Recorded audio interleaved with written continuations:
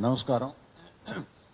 జనరల్గా అందరికీ తెలిసిన విషయమే, ఇప్పుడు బయట పెట్టినటువంటి లెక్కలు మాత్రం తప్పకుండా తప్పులు తడక. రెండోది ఏంటంటే, ఏ ఎక్స్పర్ట్ కూడా దాంతో అసోసియేట్ అవ్వాల. ఎవరైనా కాస్ట్ సెన్సస్ చేసేటప్పుడు, ముఖ్యంగా రిజర్వేషన్ పాయింట్ని తీసుకునేటప్పుడు లా తెలిసినటువంటి వాళ్ళు, ఒక జడ్జి లాంటి వాడు కమిషనర్ చైర్మన్గా ఉండాలి. తర్వాత స్టాటిస్టిక్స్ కలెక్ట్ చేసే ఎక్స్పర్ట్స్, అకాడమిషియన్స్ వీళ్ళు ఉండాలి. వాళ్ళు లేకుండా ఏదో డిమాండ్ వచ్చింది కదా అని చెప్పేసి పెట్టడం, ఏదో మేము చేసినాం కదా అని చెప్పి చెయ్యాలి అని చెప్పి చేయడం అయితే జరిగింది. ఎవరైనా నేను కమిషన్ చైర్మన్ని, నేను ఇది చేశాను అని చెప్పి చెప్పడానికి ఎవరు లేరు వాళ్ళకి. సో అది ఒకటి తప్పు చేసినారు. ముఖ్యంగా పాలిటీషియన్ లాంటి వాడు దీనికి చైర్మన్ ఉండడు. ఉత్తమ్ కుమార్ రెడ్డి ఉండడం అనేది చాలా తప్పు. తెలవకుండా, సబ్జెక్ట్ తెలవకుండా ఉండకూడదు. వాళ్ళకి ఒక పాలిటీషియన్ చైర్మన్గా ఉంటే వాళ్ళ కావాల్సిన డేటా కింద ఆఫీసర్లు ఇస్తారు, అది జరుగుతుంది. అందుకనే పాలిటీషియన్ అసలు ఉండరు. మీరు 13 ఏళ్ల కింద శ్రీకృష్ణ కమిటీని చూసినట్లయితే 53% బీసీలు ఉంటారు అర్బన్ ఏరియాలు కలుపుకొని. ఒకవేళ అర్బన్ ఏరియాని కలపకుండా బీసీలు లెక్కేస్తే రూరల్ ఏరియాల్లో 53% ఉంటారు. 50.7% అర్బన్ ఏరియాల్లో ఉంటారు. అంటే 51% అర్బన్ ఏరియాల్లో బీసీలు ఎక్కువ ఉండరు. ఎస్సీలు, ఎస్టీలు, బీసీలు రూరల్ కమ్యూనిటీస్, ఇంకా అర్బనైజ్ అవ్వాల. వాళ్ళ పాపులేషన్ అక్కడ తక్కువ ఉంటుంది. వరంగల్లో 56%, యునైటెడ్ డిస్ట్రిక్ట్స్.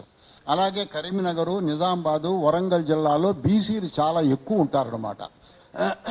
సో మొత్తం మీద అయితే 53కి తక్కువ ఆ రోజుల్లో లేరు. బీసీ పాపులేషన్ ఈ 13-14 ఏళ్లలో పెరిగే అవకాశం ఉంది కానీ తరిగే అవకాశం లేదు. అది ఒకటి తప్పు చేసినారు. మామూలుగా చూసినా కూడా తెలుస్తూ ఉంటుంది. అర్బన్ పాపులేషన్ మొత్తం ఆంధ్రప్రదేశ్లో non reserved communities 22% Srikrishna commissioner ప్రకారంగా. ఇక తెలంగాణకు వస్తే 10.7% ఉంటారు అర్బన్ ఏరియాలో. అప్పర్ కాస్ట్ అర్బనైజ్ అయ్యారు. అర్బన్ పర్సంటేజ్ అప్పర్ కాస్ట్కి ఎక్కువ ఉంటుంది, రూరల్ పర్సంటేజ్ తక్కువ ఉంటుంది.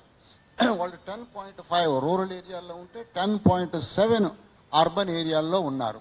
సో అంటే బీసీలకును ఈ నాన్ రిజర్వ్డ్ కేటగిరీస్కి ఏముంటుందంటే కాంట్రడిక్షన్ ఉంటుంది. వాళ్ళు అర్బనైజ్ అయ్యారు, వీళ్ళు రూరల్గానే ఉండిపోయినారు. ఇంకా వాళ్ళ చేతి వృత్తులు, ఆ సేవా కులాలు, వాళ్ళు చేసే సేవలు అవన్నీ పూర్తిగా పోలే. కాబట్టి వాళ్ళు రూరల్ ఏరియాల్లో ఉంటారు. అలాగే ఎందుకో ముస్లిం పాపులేషన్ వీళ్ళు బాగా కాంట్రడిక్ట్ చేశారు. ముస్లిం పాపులేషన్ కూడా తెలంగాణలో అర్బన్ పాపులేషన్ 12.4% శ్రీకృష్ణ కమిటీకి తెలిసింది. అదే రూరల్ ముస్లిమ్స్ 8.4, రూరల్ ఏరియాలో తక్కువ ఉంటారు. 17% ముస్లిం పాపులేషన్ అని, నాన్ రిజర్వ్డ్ కేటగిరీలో ఉండేటువంటి కాస్ట్ అన్నది కూడా 17% అని చెప్పడం మాత్రం తప్పకుండా రాజకీయమైన ఉద్దేశంతో చేయడం జరిగింది. కాబట్టి ఈ యొక్క డేటాకి క్రెడిబిలిటీ లేదు, అన్బిలీవబుల్, అది క్రెడిబిలిటీ లేదు. పైగా దాన్ని గమ్మత్ ఏంటంటే, ఎవరు ఓన్ చేసుకుంటున్నారా కానీ నేను చేసినా అనేవాళ్ళు లేరు. ఎవరెవరో పేర్లు వచ్చినాయి, ఎవరెవరిలో ముందుకు వచ్చినాయి, ఎవరెవరో చేసినారు. చివరికి చూస్తే ఏ సెక్రటేరియట్లోనో ఏ సెక్షన్ ఆఫీసరో చేసినట్లుగా ఉంది ఇదంతా. మినిస్టర్ చేస్తాడా అండి? మినిస్టర్ గారు చైర్మన్ పెట్టారు, చేస్తాడా? మినిస్టర్ చేస్తాడా? క్లరికల్ వర్క్, క్యాలిక్యులేషన్స్ చేస్తారా? ప్రతి స్టెప్ కూడా ఒక చైర్మన్ ప్రతి విషయాన్ని కనుక్కుంటాడు. ఒక జడ్జి అయితే, ఓ అకాడమిషియన్ అయితే ప్రతి విషయం ఇది చేస్తారా, ఈ లెక్క చూపెట్టు, ఇది ఎట్లొచ్చింది అని చేస్తారు. అది ఆయన చేయడు. కాబట్టి తప్పకుండా కూడా బీసీఎల్ నుంచి ఒక రకమైన ఉద్యమం వస్తుంది. కాబట్టి వాళ్ళని సాటిస్ఫై చేయాలి అని చెప్పి చేయడం ఒకటి జరిగింది.